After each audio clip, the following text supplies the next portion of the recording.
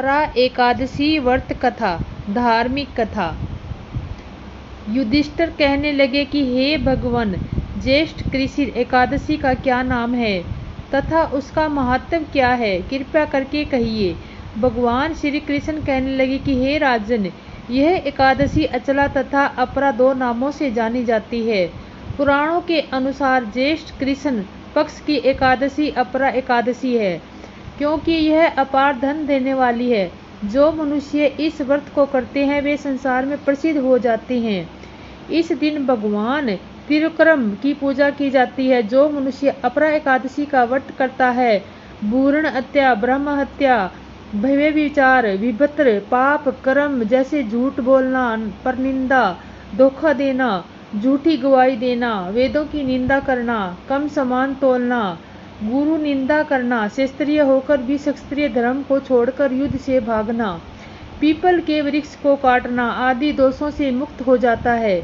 उसे बुरे कर्मों से मुक्ति मिलती है, क्योंकि यह व्रत पाप रूपी वृक्ष को काटने वाली कुल्हाड़ी है। पाप रूपी अंधकार के लिए सूर्य के समान, पाप रूपी लकड़ी के लिए आग के समान है। अतः व्रती मोक्ष को प्राप्त कर स्वर्गलोक को जाता है। इस प्रकार वह स्तुति को पाता है। इसके अलावा पुत्र, धन, संपदा के साथ उसकी समस्त मनोकामनाएं भी व्रत करने से पूरी होती है। यही वजह है कि इसे बहुत पुण्य देने वाला व्रत माना गया है। जिस प्रकार मकर संक्रांति माघ मास में प्रयोग में, कार्तिक की पूर्णिमा में तीनों पुष्कर स्नान करने से, काशी में शिवरात्रि के उपवास से, कुंभ में श्री केदारनाथ के दर्शन से, यज्ञ में स्वर्ण दान एवं पितरों को पिंड दान देने के पुण्य फल प्राप्त होता है, वह सब अपरा एकादशी करने से मिलता है। इसलिए इसे अपार फल देने वाली एकादशी को कहा जाता है। और एकादशी अपरा एकादशी पूजन विधि विधान। जेठ मास के कृष्ण पक्ष की एकादशी को अपरा एकादशी का व्रत रखा जाता है। इस दिन प्रातःकाल दैनिक कार्यों से निर्वंश होकर स्वच्छ जल से स्नान करें और उपवास रखकर भगवान विष्णु की प्रतिमा को शुद्ध जल से स्नान कराकर स्वच्छ वस्त्र अर्पण करें। फिर चंदन का तिलक लगाएं। प्रतिमा के पास धूप दीप जलाकर, तुलसी दल पुष्पादि चढ़ाकर विधि विधान से पूजन आरती करके आराधना करें। उपवास में फलहार लें। ब्राह्मणों को भोजन कराकर यथास्थिति दान दक्षिणा दें और आशीर्वाद प्राप्त करें। रात्रि में भजन कीर्तन का आयोजन करें। आप अपरा एकादशी की पौराणिक कथा। इस व्रत को कथा का उल्लेखनीय श्री ब्रह्मा पुराण में इस प्रकार किया गया है। प्राचीन काल में महद्विज नाम का एक राजा था, जिसका व्रत ध्वज नाम छोटा भाई, बड़ा भाई अधर्मी, अन्यायी और क्रूर था। वह अपने बड़े भाई से ईर्ष्या देखकर उसे हानि पहुंचाने का अवसर ढूंढता रहता था। एक दिन बड़े भाई महिध्वजा को अकेला पाकर उसने उसकी हत्या करके उसे एक पीपल के वृक्ष के नीचे गाड़ दिया। वह राजा उस वृक्ष पर प्रत्येक निन्य में रहकर अपने प्रकार के उत्पात मचाने लगा। एक दिन उस वृक्ष के पास से धौम्य ऋषि गुजरे तो उन्होंने अपने तपोबल से प्रेत के कारनामे से उसकी कथा जानी। धौम्य ऋषि ने राजा महिध्वज के प्रेत को नीचे बुलाकर कहा कि तुम्हारे पूर्वजों के पाप करों के कारण तुम्हारी हत्या हुई है और प्रेत योनि मिली है। यदि तुम इससे मुक्ति पाना चाहते हो तो ज्येष्ठ मास के कृष्ण पक्ष की अपरा एकादशी को व्रत रखो। महिध्वज प्रेम ने वैसा ही किया। व्रत और उपवास करने से उसे प्रेत योनि से छुटकारा मिला और वह फिर से दिव्य शरीर पाकर अंत में मोक्ष को प्राप्त हुआ। और आगे अब आइए श्रवण करते हैं एकादशी के दिन सुनी जाने वाली तुलसी माता की कथा। और इस प्रकार है। प्राचीन समय की एक बात है। एक परिवार में ननदा और भाभी साथ साथ रहा करती थी। ननद का विवाह अभी नहीं हुआ था। वह तुलसी जी के पौधे की बहुत सेवा करती थी। नियम के तुलसी को सींचती और दीपक जलाती थी, लेकिन उसकी भाभी को ये सारी बातें बिल्कुल भी पसंद नहीं थी। जब कभी उसकी भाभी को बहुत ज़्यादा गुस्सा आता तो वह अपनी ननद को ताना देते हुए कहती कि अब तुम्हारा विवाह होगा तो मैं इस तुलसी को ही बरातियों को खाने में दूंगी और तुम्हारे दहेज में भी तुलसी ही दूंगी। तुम जब देखो तुलसी की सेवा करती रहती हो। कुछ समय बीत जाने पर ननद का विवाह तय हो गया।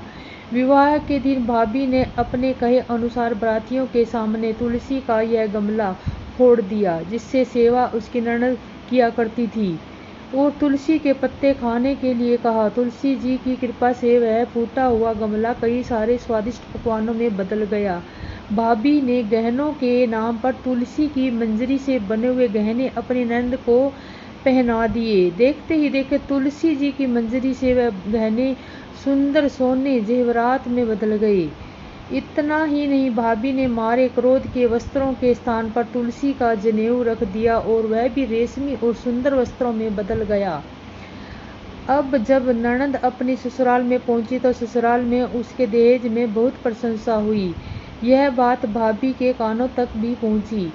उसे बहुत आश्चर्य हुआ। उसने सोचा कि उसने तो ननद के गहने, कपड़े और जनेऊ तक तुलसी जी के ही रखे थे, तुलसी जी की मंजरी रखी थी। यह सब जानकर भाभी को बहुत आश्चर्य हुआ। अब उसे तुलसी की पूजा का महत्व समझ में आया। उस भाभी की भी एक लड़की थी।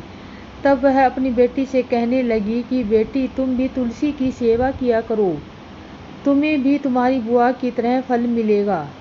अब वह जबरदस्ती अपनी बेटी से तुलसी की सेवा करवाने को कहा करती, लेकिन लड़की का मन तो तुलसी की सेवा में लगता ही नहीं था। धीरे धीरे समय बीता। भाभी की लड़की बड़ी हो गई। अब उसके विवाह का समय आ गया।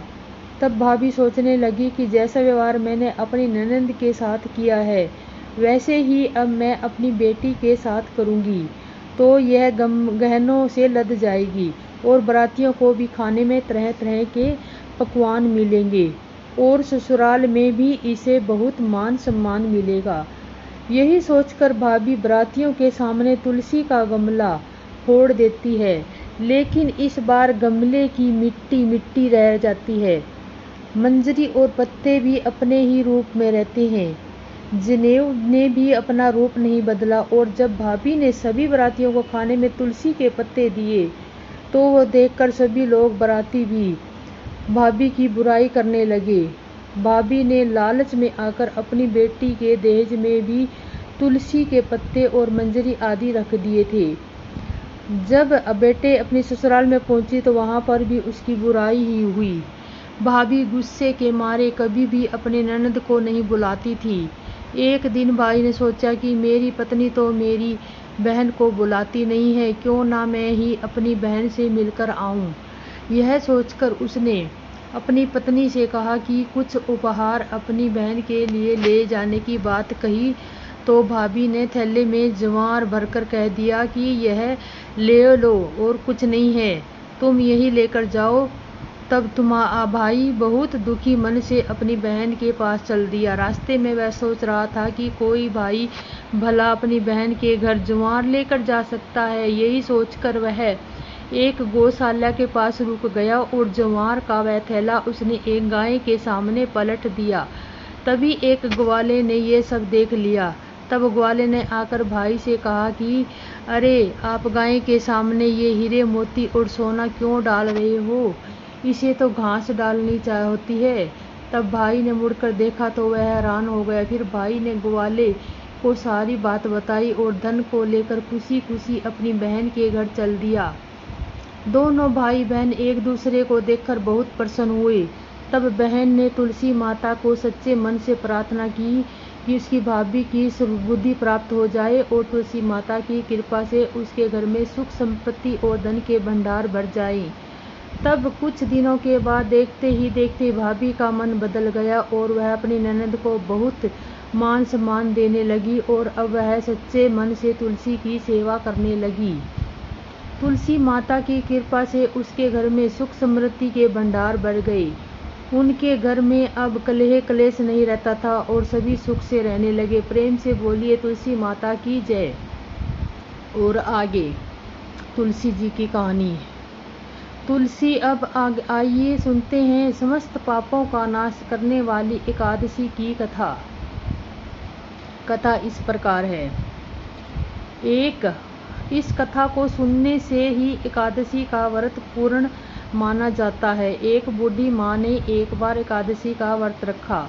बहुत ही भाव शक्ति से पूर्णा अर्चना की। उन्हें वृद्धावस्था में क्या बाधा थी, वो अपने पुत्रों से सुख सुविधा के लिए व्रत रखने लगी। वे दिन भर कठोर मन करके अपनी प्यास को रोके रही। दिन में पूजा पाठ किया तथा कहानी सुनी और पंडित जी को मिट्टी के पात्र में भरकर पानी और ऋतु फल आदि दान में दिए। दोना भर के बूरा शक्कर वितरण किया। उन्हें गर्मी के कारण बहुत बेचैनी हो रही थी, इस कारण बड़ी देर तक पानी में पड़ी रही और पानी की कुल्ला करती रही और मुंह धोती रही। तब कहीं थोड़ा बहुत धैर्य बंध गया। धूप तो तेज पड़ ही रही थी, इस कारण बार बार मुंह सूख रहा था। बूढ़ी माँ का बहुत बेचैन हो रही थी। एक तो बुढ़ापा और दूसरे ये भयंकर गर्मी। वृद्ध अवस्था में स्थिति को कुछ दूसरी ही प्रकार की होती है। जैसे जैसे रो कर धोकर दिन कट गया। अब पहाड़ सी रात सामने थी। उसका कटना बहुत ही कठिन दिखाई दे रहा था। खटिया पर पड़े शांति नहीं मिल रही थी। वे बार बार करवट बदल रही थी। अनेक बार वे बाहर जाती और भीतर आती। उन्हें घर के अंदर शांति नहीं थी। वे पड़ी एकादशी माता का स्मरण करती रही। बुढ़िया माई कहती थी, हे माता जी, आप मेरी लाज रखिएगा, आप ही मुझे शक्ति दे दीजिएगा जिससे मैं भली भांति आपका व्रत करूं और यह पहाड़ सी रात शांतिपूर्वक से व्यतीत हो सके। प्यास के कारण बूढ़ी माँ की बेचैनी तो बढ़ रही थी। उन्होंने धैर्य रखने का बहुत प्रयास किया, किंतु सहनशीलता की सीमा टूट गई और वे घबराकर एकदम चिल्ला पड़ी और बोली, बचाओ बचाओ। अम्मा का चिल्लाना सुनकर परिवार में भरकर नर नारी बच्चे पड़ोसी एकत्रित होकर बूढ़ी अम्मा की खटिया के समीप पहुंच गए। सबने पूछा कि अम्मा जी, आपको क्या हुआ है? आप क्यों चिल्ला रही हैं? आप इस वृद्धावस्था में यह कठिन व्रत क्यों कर रही है? अम्मा जी, शक्ति से ही भक्ति होती है। थोड़ी देर में वे फिर से बोली, अरे हमारे तो प्राण ही निकले जा रहे हैं। मेरी छाती पर ठंडे पानी का घड़ा रख दीजिए। नातिया ने दादी की छाती पर ठंडे पानी का पात्र रख दिया। तब कहीं जाकर उन्हें थोड़ा सा आराम मिला और थोड़ी देर के लिए उन्होंने अपनी आंखें बंद कर ली। एकादशी माता ने सोचा कि यह बूढ़ी अम्मा है बहुत कठोर, जरा जाकर उनकी परीक्षा लेना चाहिए। वे आधी रात को मुर्गा बनकर टेर लगाने लगी। मुर्गा की आवाज़ सुनकर बूढ़ी माँ जल्दी से उठी और बाहर जाकर आसमान की ओर देखा, किंतु आसमान में कहीं और उन्हें प्रातःकालीन तारा दिखाई नहीं दिया। वे सोचने लगी कि यह मुर्गा क्यों और कैसे बोल गया। उन्हें प्यास तो लग रही थी, थोड़ा बहुत उनका मन भी विचलित होने लगा, किंतु अंत में उन्होंने दृढ़ निश्चय किया कि अब मैं व्रत को पूर्ण करके ही छोड़ूंगी, चाहे भले ही मेरे प्राण निकल जाए। यह सोचकर फिर से खटिया पर आराम से लेट गई। थोड़ी देर में एकादशी माता ने उनकी फिर से परीक्षा लेनी चाहिए। एक छोटी सी बालिका का एक गिलास में शरबत लेकर उनके सिरहाने खड़ी हो गई और जोर से बोली कि दादी जी, सवेरा हो गया है, खा ले रे मन तो।